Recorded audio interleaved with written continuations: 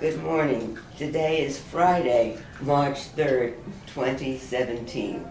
My name is Ann Peskin, and it is my honor and privilege today to interview Geoffrey Alswanger for the Jewish Historical Society of Fairfield County. Please tell me your name. It's Geoffrey Alswanger. And where and when were you born? I was born on September 17th, 1966, here in Stamford, Connecticut, at Stamford Hospital. So that makes you how old? I'm exactly 50 years old. Who were your grandparents? Sure, on my father's side it was Max and Jenny Alswanger, and on my mother's side it was Harold and Gertrude Breitbart. And my other grandmother was Ida Breitbart after my grandmother passed away. And where did they live? Well, my father's parents lived in Stamford, Connecticut, and my mother's parents lived in Bloomfield, New Jersey. And how did they earn their living? Sure. My grandfather started his own business at a young age. He had a auto service repair gas station in Coscob called Al's Auto Service. Started out as, I believe, a Flying A service station, then a Tidal, and then a Getty. And on your other side? On my mother's side, my grandfather, again, started at a very early age with his brother, a men's clothing retailer called Fisher's, and sold fine apparel to northern New Jersey. You say they started at an early age.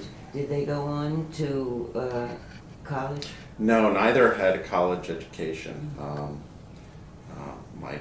Both of my grandfathers really stopped school at a young age. They had to support their extended families. Thank you. Now, who are your parents? My parents are Herman and Myrna Alswanger. And where were they born? So my father was born in Stamford, Connecticut, born and raised, and my mother was born in Bloomfield, New Jersey. And how did they each earn their living? So in many ways, they both were educators, and they each independently had a dream of having their own camp. My mother was a big sleepaway camp person, my father was a big day camp person, and they got introduced by a fellow teacher, and met, married, shared their dream, and within the first year of being married opened up the Long Ridge Camp. That's what year? Do you know? So that would have been 1961 would have been when they got married. The camp opened the following year, 1962. And it still goes? And this will be its 56th season, yes. And who takes care of it now? Yes, I do. So I had the fortunate pleasure of coming, not that my heart ever left the camp, but coming back into the camp exactly 10 years ago after spending close to 20 years in the technology industry.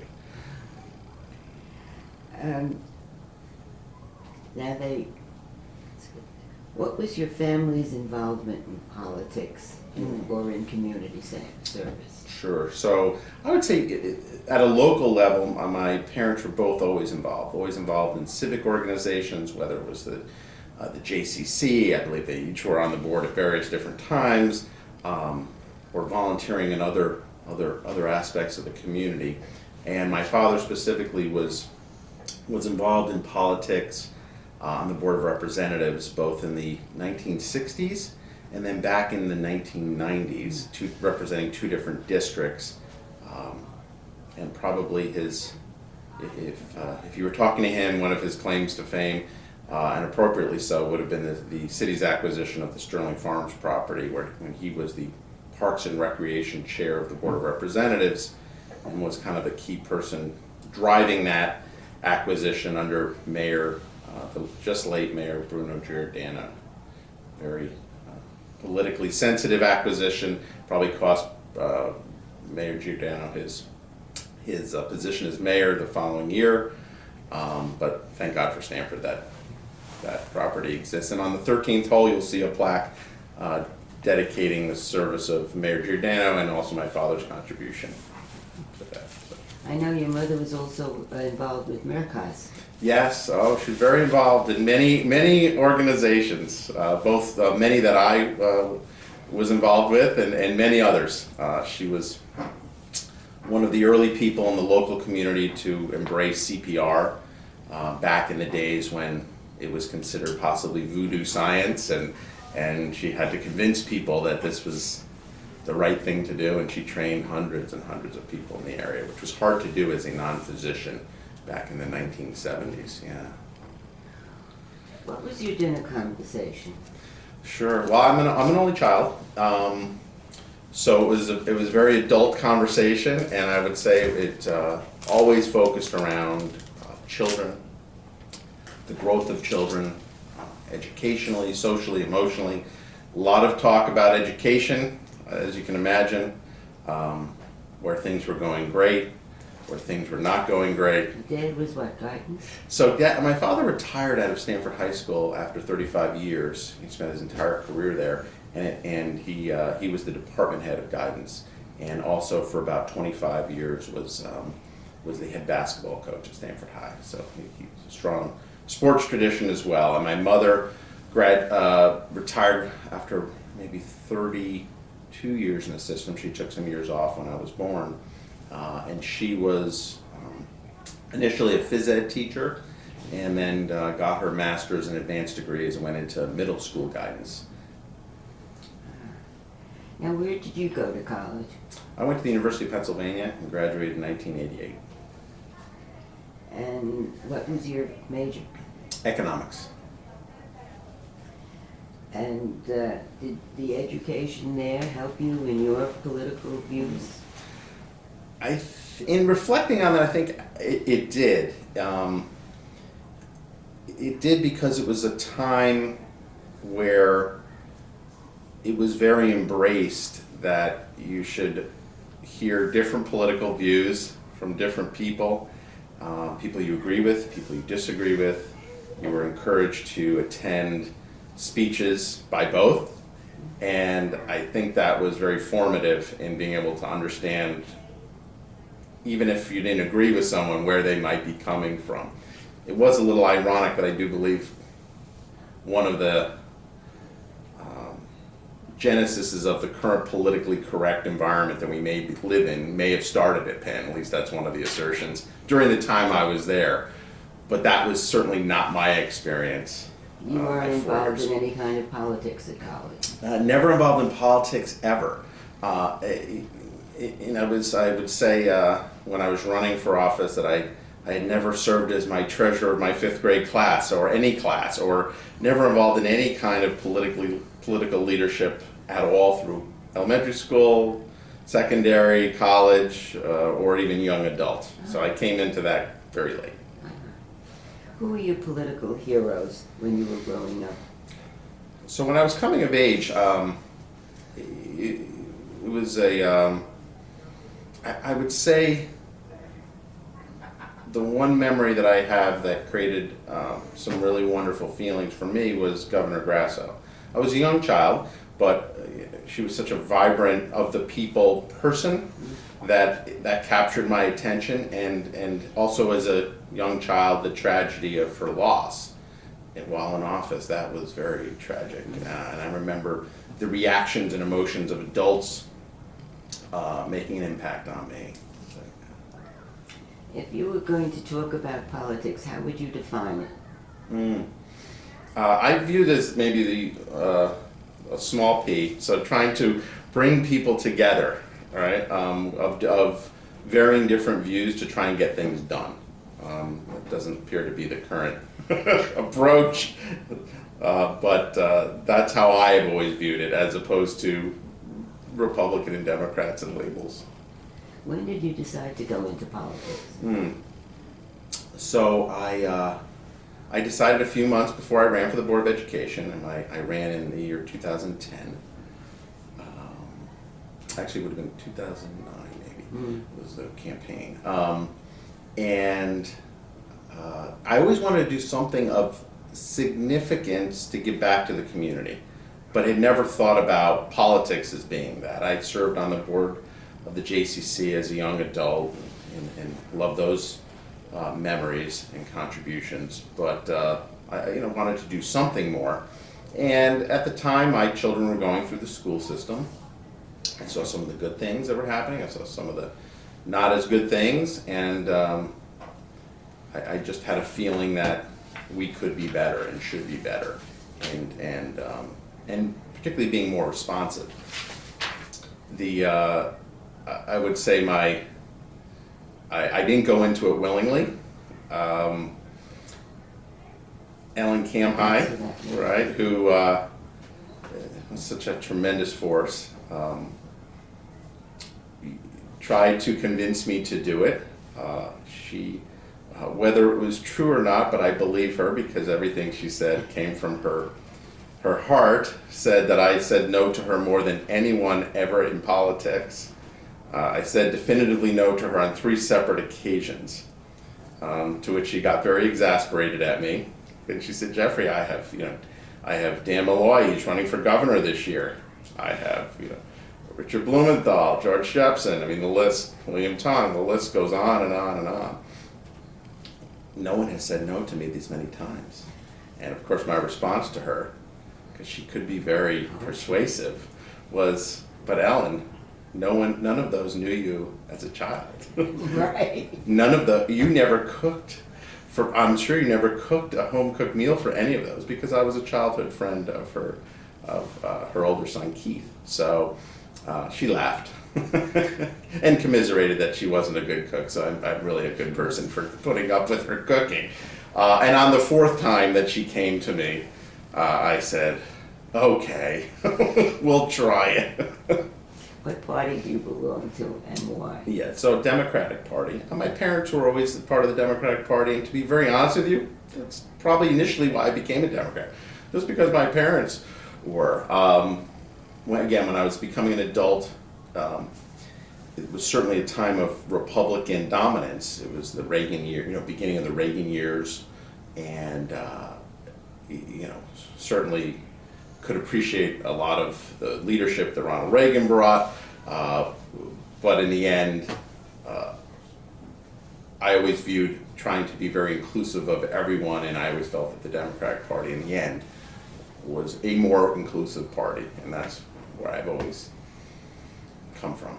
Now you served from, you said, 2010 to Right. the present. So I've served 2 3-year terms on the Board of Education, and then this summer decided to run for a special election, which was a 1-year term because we had a vacancy. So in all, it will be 7 years on the Board of Ed. Of those 7, 4 will have been as president in 2 separate time periods. 2 years, then a break, then 2 years. Now, we talked a little bit about Ellen as far as being involved. Was she also involved as a mentor?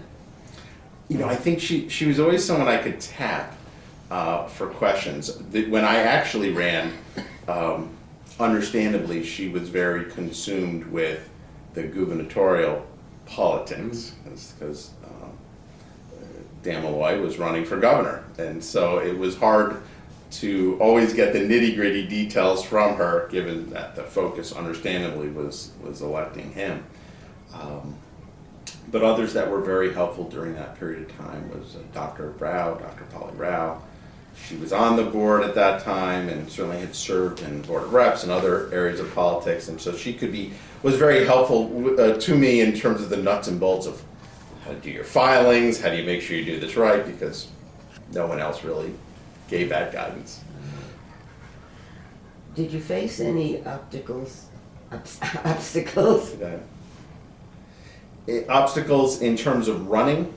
Yes, I would say first in terms of running. Yeah, I would say just the how do you do it, and less about how do you put yourself out there and go to the debates and all that, but just how do you file your paperwork? Where are you supposed to go for that? What do the laws say? You can't accept this many contributions from this many people or others. That was an impediment, which we got over once we had assistance of people who had done it. Right. The second time was easier.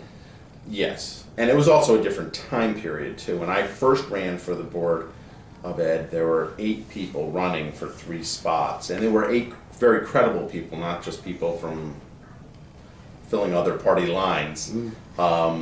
And I think we did maybe 8 different debates, which was kind of exhaustive, and several other places where you would just go talk about your views, and the others would be there. It was a pivotal time because I think there were some people that shared my feeling that maybe the overall direction wasn't as positive as it should be. The second time I ran, it was really 6 people running for 3 spots, and it was a very different campaign. It was maybe 3 debates. I was an incumbent at 3 debates. And then this last special election, I ran unopposed, so that was unusual. To say the least. It was just strange, because people would certainly ask if they could donate or should donate. I'd say, no, please don't. I don't want to waste anyone's money. There's no reason to just put my name out there for me to feel good about myself. That's not why I'm doing it. And I want to really talk about campaigning. There are 2 different kinds of campaigning.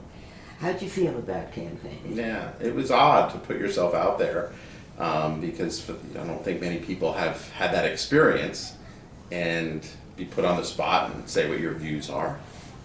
But in the end, I think it was something that I appreciated. I made a commitment to myself that I would always speak the truth to power, whether it was the media or political opponents or others. And if I said something wrong, but that's what I felt like, oh well. And if I ever felt that I wasn't able to speak the truth, then that would be the day I know that it was time to leave. So I've been able to, at least to myself, maintain that commitment. That's great. Yeah. Now, raising money, the first time when you really had to raise money. Yes. Tell me a little bit about that and about how much. Sure, it's an odd thing to do, to ask people for their own personal money, and how do you do that? And the comfort, getting over that comfort level. So I kind of followed advice of send a nice letter, personally sign it, see what happens. Don't be offended by people who choose not to, and send a nice personal note for people who do.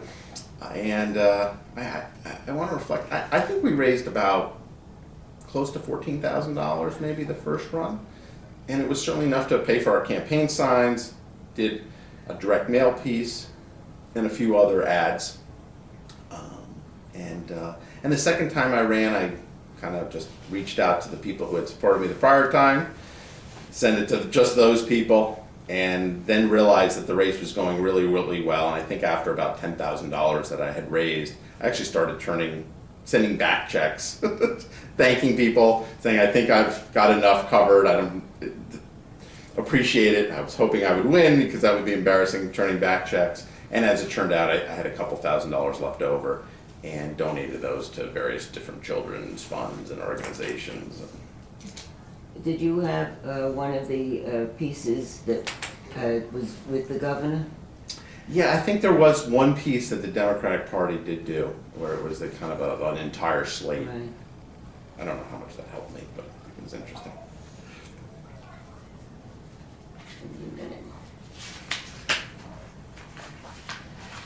You went to many different places for the debates, didn't you? Yes, all over. It went from anywhere from the Long Ridge Fire Department, maybe we had 20 people, to Temple Sinai with several hundreds, to the Yearwood Center, which had a good population, several in local schools, Roxbury, others. And that was the first campaign. And there was a lot of interest and engagement, more than I've seen, more than the campaigns that I was involved in. Were there a lot of questions from the audience? Mm-hmm. Absolutely.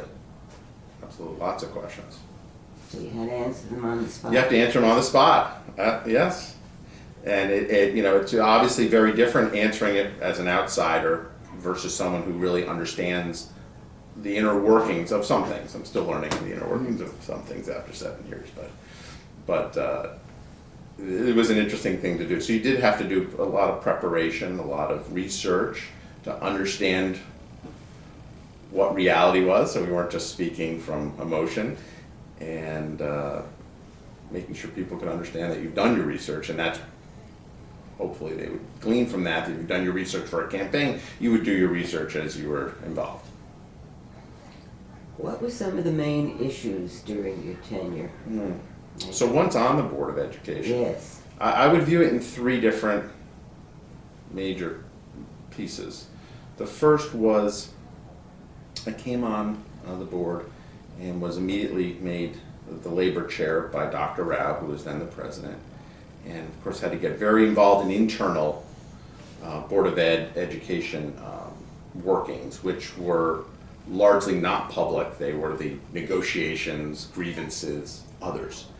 And that was an incredible learning experience. It was a time of some strife, and I would say I felt like my first year on the Board of Education was, I would largely call myself as head of the Board of Grievances, because we probably heard 26 grievances. Of course, many have been built up over several years. And getting those resolved, getting people at the table was important. I think I was told the day after I became labor chair by an insider, good luck to you, the then superintendent and the teachers union head have not been able to meet one-on-one in over a year. So one can only imagine how things were that. But we got through that period. It was a period of great learning, but it was absolutely not public at all. So from the public's perspective, they probably wouldn't have had any idea that any of that was going on. But I think it moved us in a better direction with relations. Who was superintendent at that time? Dr. Starr, Josh Starr, Okay. and he left shortly after, maybe within my first year. He was here about 6 years, but he left at the end of my first year. But then I would say the phase that I became president a year later. So after 2 years on the board, beginning of my third year, I became president, which was unusual to have someone who was president after only 2 years. And it wasn't something that I sought. I will say I'm pretty confident by saying I may be the first and only board president who has ever not solicited support to be board president. Usually I'm told you ask for people that you want to be the board president. And this time I was told you really should be board president because you're the only one who can help get things done and bring people together. So that was very nice to hear. It has been a lot of work when I've served in that capacity. It may be 3 times the amount of work as a normal board member, which is an incredible amount of effort as it is. But immediately upon becoming board president, we had when I say just, week or two before, received an enrollment report that confirmed that for the second year in a row, our kindergarten growth was off the charts. And of course, the year before that, we were told 1 year anomalies occur. You ought not to do anything drastic, but watch it carefully, see what happens. The second one came in, we had a big issue. And within weeks, we kicked off an RFP for an enrollment study. And I would call that period the crisis of capacity. And that's something we're still working through now. But within the first year, we had our hands around a lot of that. And it became kind of clear to me that was something we needed to move on very, very aggressively. And so that yielded the story that has resulted in the new school at 200 Strawberry Hill, the yet-to-be-named school. But I think a tremendous success for Stanford. I don't know that any school, I'm sure there are schools in the state's history that have been opened sooner, but from identification to reality, it was, and the way that government really works, it was at a tremendous pace. And that's an interesting story if you'd like to go into it for a moment or two. Sure. Hopefully this will be viewed years from now. Right. not in the current context, because I don't really like to speak about my own personal accomplishments, but this is one area that I would say is probably, I can look back on now and I'm sure in the future and say, I'm not sure this would have happened if it wasn't for me. Many other people were involved. It was a huge team effort, and without people coming together, it never would have happened. But I'm not sure we would have gotten off the dime if it wasn't. And what I mean by that is that while the enrollment report came in, it was very choppy. There were lots of flaws in the report, and the methodology that was used. I won't go into those, but they looked at where we were in 1970 and compared it to today, and the world has changed. We have the ELL pullout and special ed and health centers, and all those things have taken up tremendous space. Yeah. So the report was partially helpful, but didn't tell us everything we needed to know. And yeah, and expensive. And we had to basically got to the point where I said, well, I hate to do this, but I'm going to get 2 other board members with the board's approval, and we're going to go with administration, and we're going to go into every office and every room in every one of our elementary schools. And we did. There was no door that wasn't left unopened, and that gave us the sense of we really are out of capacity, and we're beyond out of capacity. Art rooms had been taken over. We were on art on cart in many of our schools, not all, and that was just not acceptable. So, being among the first to realize that, what do we do about it? And I kind of came to the conclusion before anyone else did that we needed a new school. That we weren't going to programmatically redistrict and do anything else to get ourselves out of this problem. And I'm pretty confident I could tell you that everyone I dealt with in the process most definitely, while very supportive, said there's no way this can happen. There's no way Stanford can happen. There's no way we have the money. There's no way that we'll get the agreement. There's no way that we'll find the right place. There was just no. That being said, everyone was supportive. And I certainly have to tip my hat to the superintendent of the time, Dr. Hamilton, who said, I don't see how anyone's going to agree to this, but I hear what you're saying. And if you're willing to put yourself out there, I'm willing to be there with you. So I have to give her credit for that. And so with her understanding, right, and blessing, and I basically drove around Stanford for a couple days and just said, where can we put a school? And as I drove by the then rented Sacred Heart Academy building, I said, gee, I know Stanwich School is there. I'm wondering what's going on. They're renting from them. That night, I laid in bed and I looked up Stanwich School and saw that the day before they had released a press release saying their new building in Greenwich was going to be finished that next year. And we're moving back from Stanford back into Greenwich. There we go. So tried to do some research, called various real estate lawyers in town. Say, how do we go about this? Is this property being marketed? Found out that it was actually being marketed secretly, not with a for sale sign. So knew that was going to be, and I was told something of high value that was going to be commercially developed. Lots of apartments, lots of density. The next day, after speaking to Dr. Hamilton, with her agreement, I called the mayor, Mayor Pavey at the time. He had already announced he was leaving office. And he called me back within 20 minutes. I give him great credit for that. Only had to reach out to him a few times as board president. And we talked it over for about an hour on the phone, and he gave his blessing. He said, I'm not going to be there when this comes to fruition, but I want you to know you have my full 100% backing to go talk to anyone, do anything on behalf of the city of Stanford, and I will take any political heat for that. And that was very critical. It was more than critical. It wouldn't have happened if it wasn't for that. So the next morning I found out who the broker was, called the broker, and away we went. That was October of 4 years ago, actually. And that, we arranged, it was my second election. So on the day of my second election, I arranged to privately tour each Board of Education member in that building, the day I was being elected. That was done purposefully. Number one, it was a day off from school for the students that were there. Number two, I found out through my research that the commercial broker really didn't want us to win. They had a deal that was lined up, but they were ethically bound to let the owners know of every move that a potential bidder was doing.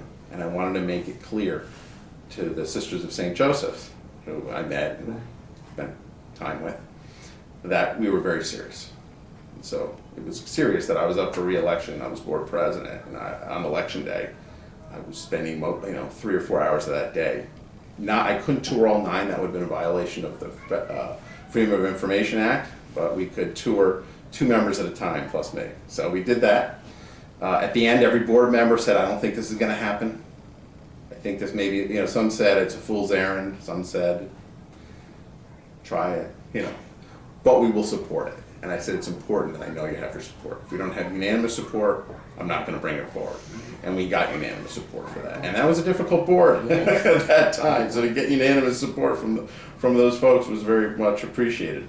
And we communicated with the sisters and we said, listen, we have a mayoral election. We don't know who the mayor is going to be. But please give us the time that we need to do that. And I was prepared to engage either Mayoral Victor, Mike Fideli, or David Martin, depending on who won. And the night of the election, David Martin won. I congratulated him at campaign headquarters and I said, how quickly can we meet? We have an urgent item to talk about. And I believe it was his first meeting as mayor-elect. It was not the next day, Wednesday, but that Thursday morning. We met in the superintendent's office at 8 in the morning. And we told him, here's where we are. We need a new school. Here's what we know. And he, with Mayor Pavia's blessing, agreed to go up and meet the Sisters of St. Joseph's before he actually was sworn in as mayor. It was a very long time before we were able to negotiate and work through the issues with the sisters, work to Mayor Martin's credit, brought it to the Board of Finance in executive session, brought it to the Board of Representatives in executive session. Lots of challenges on a local level.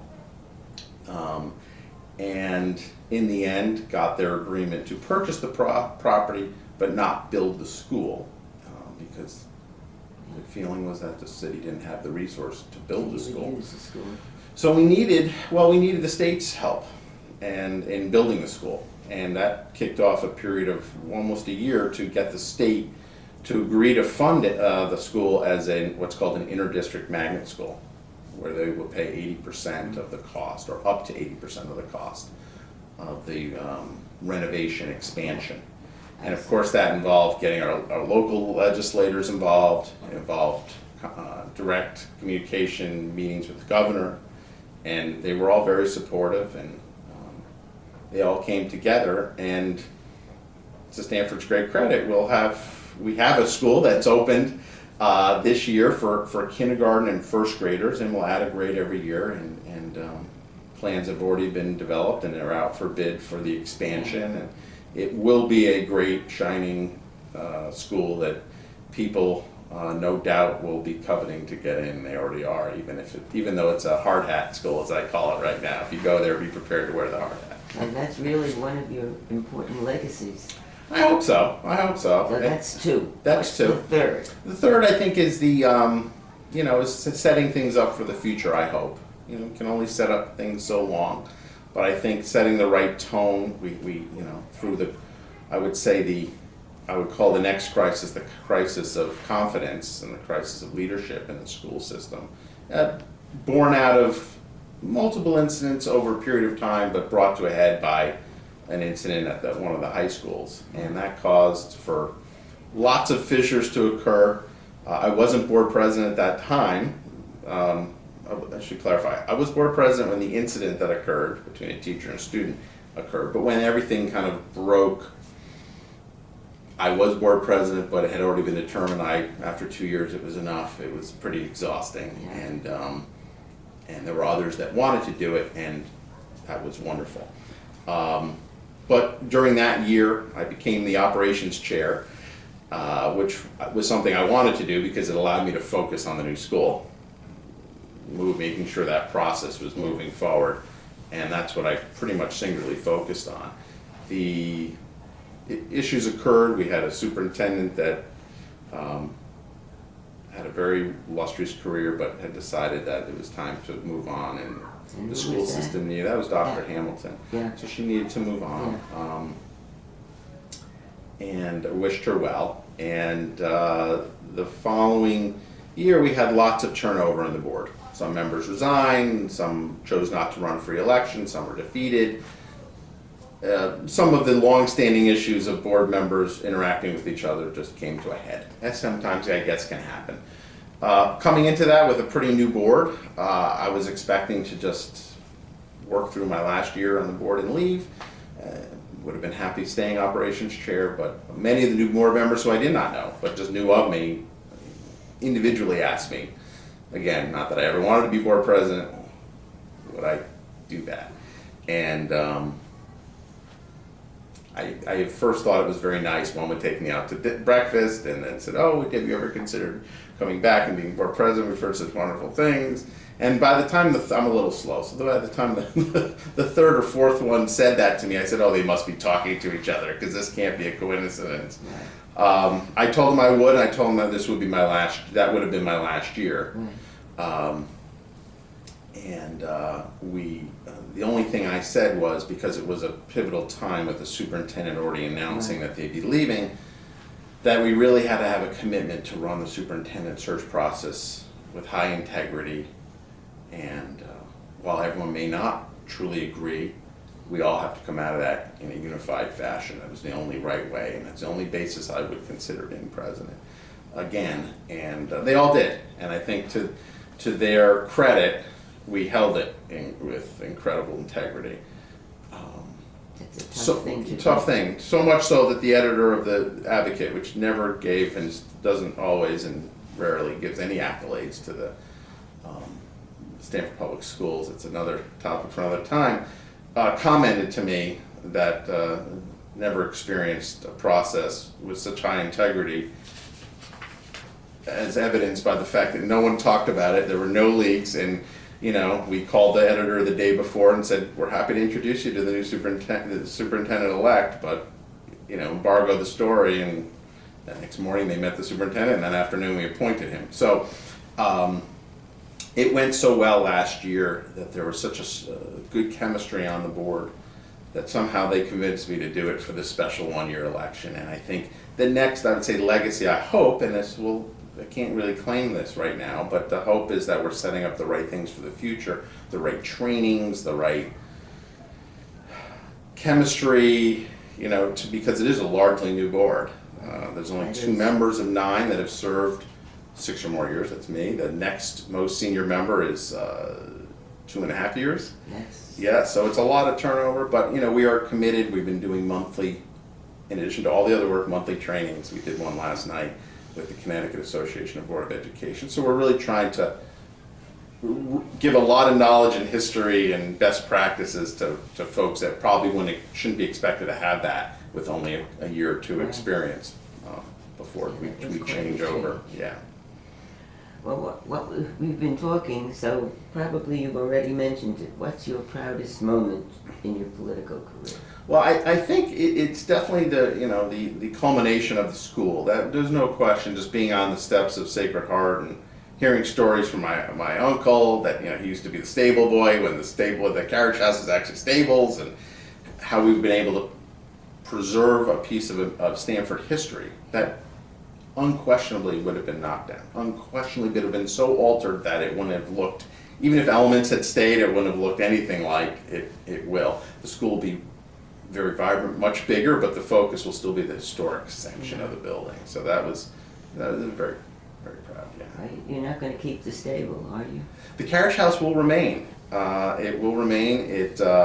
We're working through the funding issues on that. The best part is, as of now, the structure has been preserved, even though it hasn't been renovated. But there was so much deterioration occurring that, frankly, if it had been left for just a couple more years, it may have been completely unsafe. But the hope is it will be an open space, not only to be used by the school, but hopefully elements of the community. It has its own history after being a carriage house, right? It had a place in Stanford drama, and so that was important because, as we all know, there are not so many places that are historical that are left in Stanford. So, yeah. What was your most regrettable moment? With undoubtedly, it was receiving 3 different calls from 2 different superintendents about 3 different suicides that occurred in our school system. That was, and continues to be, a very difficult thing. And something that I don't, those who are in the public may understood that occurred, maybe it was reported on, but don't understand how impactful something that can be to students and staff. Those were really tough. Those were tough moments and tough periods. And I would say can't claim this as a legacy because so many people are involved in it.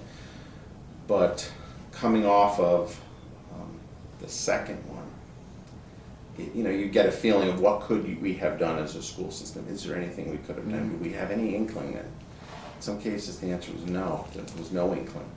But there was a real commitment with the rise of mental health issues of children, and this was across America, that we do something. That you can never do enough. So the answer is, what do you do?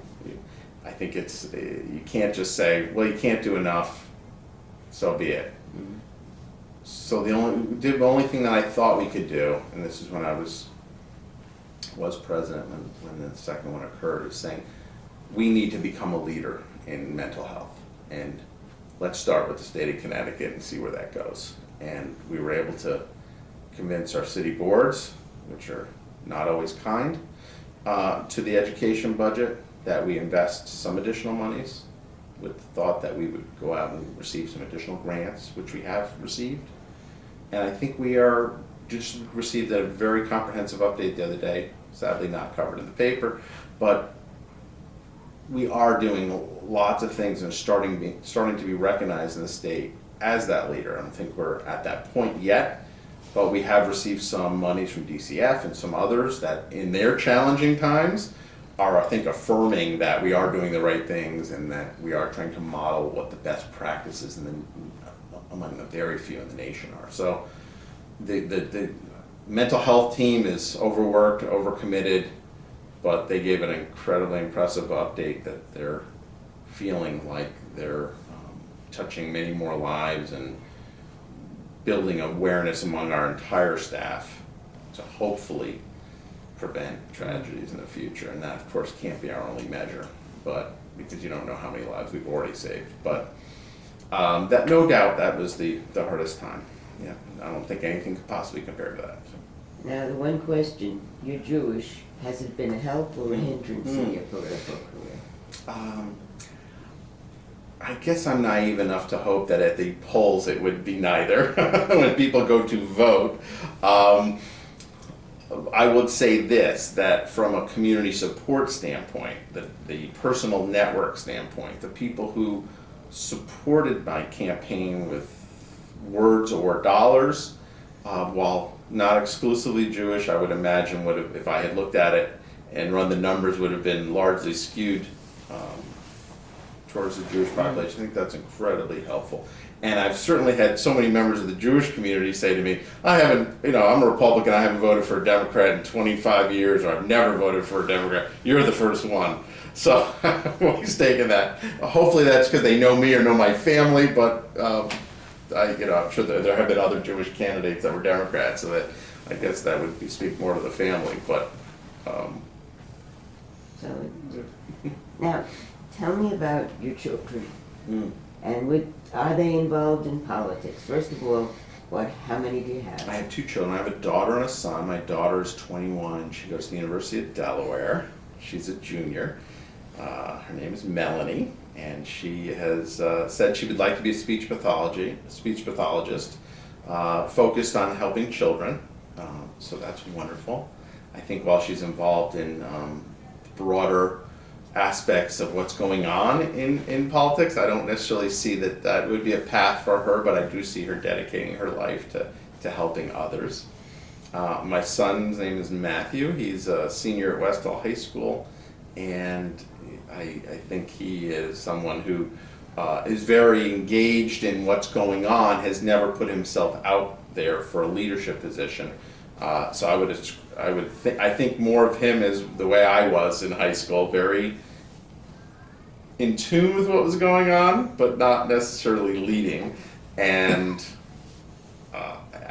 don't know that he'll pursue that, but if he does, I think he'd be wonderful at that. I think both would be wonderful at that if they actually wanted to do it. Does the family kind of resent the time you put into the Board of Ed? It's a huge commitment. It really is. I think, when I ran for office the first time, there was only one parent on the board of 9. And it was clear, even though not official, that that person had 1 year left. It was a 1 year, he was serving his first term, and it was way too much for that person. So there was a possibility there'd be no parents on the board, right? So we tried to explain it that it was, we couldn't let that happen. We couldn't let the parent's voice not be heard in the process. And that's why I was doing it, not for my own children's sake, but for all the parents. So I always tried to explain that to my children, who were middle school and later elementary. So they were at least old enough to understand. There were many sacrifices. There were many things that I couldn't attend or wanted to attend and couldn't do because Board of Ed, on a typical week, not as president, could take 15 hours, between researching, talking, internal meetings and the public meetings on a weekly basis. The board meets almost every week in committee or full board, and then of course more when you have superintendent search. Those are hundreds of hours, really, literally. So I think they understand the sacrifice. And I feel bad about it because there were moments that I missed. But hopefully they'll put that in perspective as they're older and see that it was all about giving back and paying really what I think has motivated me through this entire period as a trying to repay in some way a small debt or my debt to the Stanford Public Schools for everything they did for me, for my family. My father was the first, I guess my mother too, in their respective families to go to college, right? Their immediate families, but my father, certainly was a Stanford Public School student, and everything that I've become is only because of the success I had because of my teachers, and I just felt so passionately about trying to give back in some way. So hopefully that will repay just a little bit that debt, not all. And is there anything else that you would like to say that we have not asked you? It's been very, very comprehensive. I don't think so. It's been a pleasure. I'm happy you're doing this. I think it's a wonderful thing for the future generations and the legacy. Well, thank you so much for... Thank you. Oh, the only other thing I would say is, before you cut that off, is you asked about, or you were thinking, well, who else should we talk to? Yes. This could be a lot of work, but I would say, wouldn't it have been wonderful to talk to a Joe Lieberman when he was at Stanford High? I wonder if there are political leaders within our school system right now. They may or may not run for office, but, it would be interesting to capture some of their young ideas, because who knows, will be the next governor or leader, and there's certainly those I imagine you'd have to focus on student government to do that. Right. But those that are Jewish and student government would be very interesting. And I'm, we've talked about Ellen Kamhai. I'm sure in your tapes you have so many people referencing Ellen Kamhai. It's a shame we could never interview her. Yeah, and I would wonder on that score, is there a best of that you could produce of people talking about Ellen Kamhai? Because how wonderful would that be? You might get some interesting people from the governor on down speaking about her stories, her life. Maybe there's footage out there. But yeah, that would be it. Yeah. It's a very interesting thought. Yeah. And thank you again. Well, thank you very much.